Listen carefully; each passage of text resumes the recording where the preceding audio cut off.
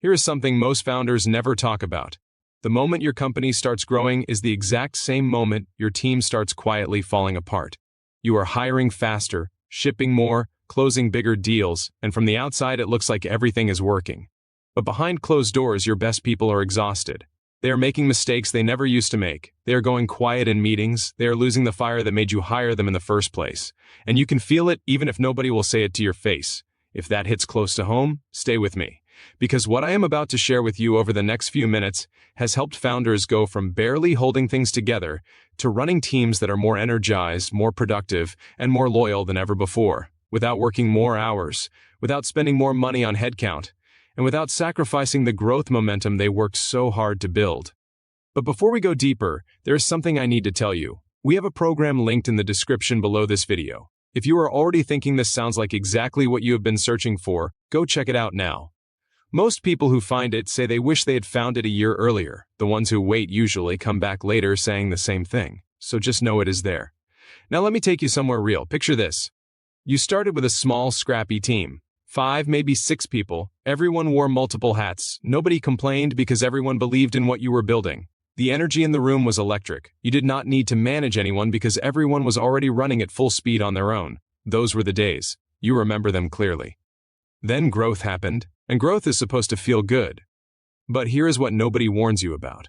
Every time you scale, you add complexity. Every layer of complexity adds friction, and friction is invisible until suddenly it is not. Until one day you are looking at your calendar and every single hour is blocked with meetings. Until your most talented person sends you a message on a Sunday night saying they need to talk. Until you realize that somehow, despite adding more people, things are getting done slower, not faster. That is not a people problem. That is a system problem. And here is where most founders make the worst mistake of their careers. They push harder. They tell themselves that if they just work more hours, if they just stay on top of every decision, if they just micromanage a little more closely, things will smooth out. And for a few weeks, maybe it even works. Output goes up, problems get solved. But what you do not see is what is happening underneath the surface. Your team is watching you run yourself into the ground, and without even realizing it, they are quietly deciding how long they want to stay. The cost of losing one good employee is not just the salary you pay a recruiter.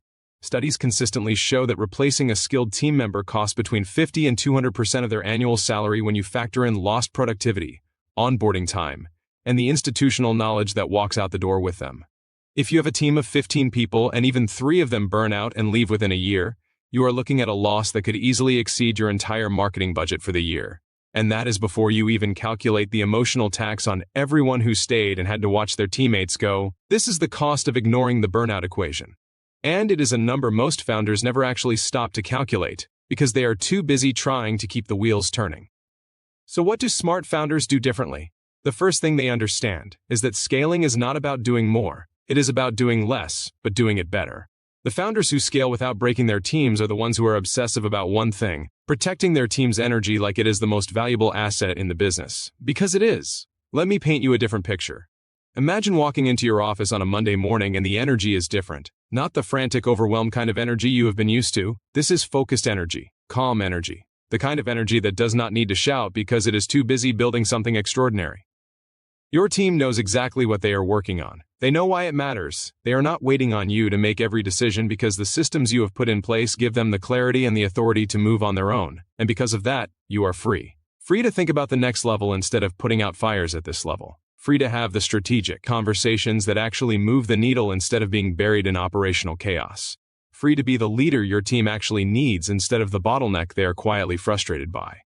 That is not a fantasy. That is what happens when you stop scaling like an operator and start scaling like a strategist. And here is the specific shift that makes all the difference. Most founders build their company around themselves. They become the hub of every decision, every approval, every creative call. They do this because in the early days, being the center of everything is how you maintain quality control. But what works at 10 people destroys you at 50. What made you successful in year 1 becomes the ceiling that prevents year 3. The founders who figure this out early stop asking, how do I do this better, and start asking, who can do this better than me, or how do I build a system that makes this happen automatically? That single shift in thinking is worth millions of dollars in recovered time, retained talent, and compound productivity over a 3 to 5 year period. Let me be specific about the numbers, because this is where it gets real. A founder who is involved in every decision is making hundreds of micro decisions every single week. Each one of those decisions carries a cognitive cost. Researchers have documented what they call decision fatigue, and the evidence is clear. The more decisions you make, the worse those decisions get as the day goes on. Now multiply that over weeks, over months. You are not just burning yourself out, you are making worse and worse calls on the things that matter most, at the exact moment when your company needs your best thinking. But a founder who has delegated decisions down to the right people, with the right context and the right systems, suddenly has something extraordinary: mental bandwidth. And mental bandwidth is what produces the ideas, the strategies, and the pivots that separate companies that survive from companies that dominate. Now here is the part that gets uncomfortable. Most founders reading this are not going to change anything. They are going to nod along, feel the truth of what I am saying, maybe even feel a little emotional about it because it describes their life so accurately, and then go right back to doing what they have always done. Because change is uncomfortable. Because letting go feels like losing control. Because somewhere deep down, a lot of founders have tied their identity to being the hardest working person in the room. But there is a question worth sitting with. What is the version of you that your team actually needs? Is it the version that is in every meeting, involved in every decision, available at every hour? Or is it the version that has enough space to actually see around corners, to protect your people from the chaos before it reaches them, to show up with full energy for the decisions that truly only you can make? The founders who scale without burning out their teams are not superhuman. They are not working 20-hour days. They are not sacrificing their health or their relationships on the altar of growth. They have simply learned one thing faster than everyone else: that your team's capacity to perform is directly tied to how well you protect them from unnecessary stress, unclear priorities, and the feeling that no matter how hard they work, nothing is ever good enough. And that protection does not come from working harder. It comes from building smarter.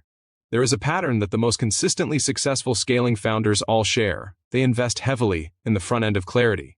That means before a project begins, before a quarter kicks off, before a new hire joins, they spend the time to make sure everyone knows exactly what success looks like, exactly who owns what, and exactly how decisions will be made when things get complicated. Because things always get complicated. This investment on the front end looks like it is slowing things down, and for a week or two it does. But then something magical happens. The team starts moving faster without needing constant direction. Errors drop, morale climbs, and the founder gets back 30 to 40% of their week because they are no longer the person being pulled in to untangle every piece of confusion that arises from unclear expectations. 30 to 40% of your week. If you are working 50 hours a week, that is 15 to 20 hours back in your life. Hours you can spend on strategy, on your health, on your family, on actually enjoying what you spent years building. That is the real return on investment of building a team the right way. It is not just about retention, it is not just about performance. It is about reclaiming your life while simultaneously building something that works without you having to carry it on your back every single day. Now here is where I want to leave you. If everything you just heard resonates with you, if you have been in those meetings feeling the weight of it, if you have watched good people get quietly exhausted and wished you had the tools to stop that from happening, then what you need is not more information. You have enough information. What you need is a specific, proven process to implement these changes inside your actual business with your actual team. That is exactly what the program in the description below this video is built to deliver. Not theory, not generic advice.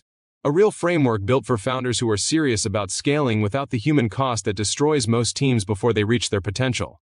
The founders who take action on this are already moving. The ones who tell themselves they will get to it later rarely do.